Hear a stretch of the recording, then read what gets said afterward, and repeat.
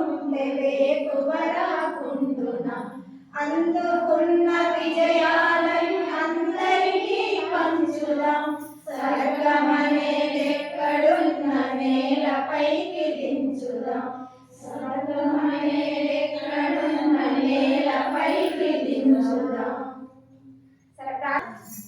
ఒకటి ప్రతిజ్ఞ చేయాలి కానీ ప్రతిజ్ఞ ఇప్పుడు మళ్ళీ ఇప్పుడు కూర్చొని పరిచయాలు చేసుకుందాం.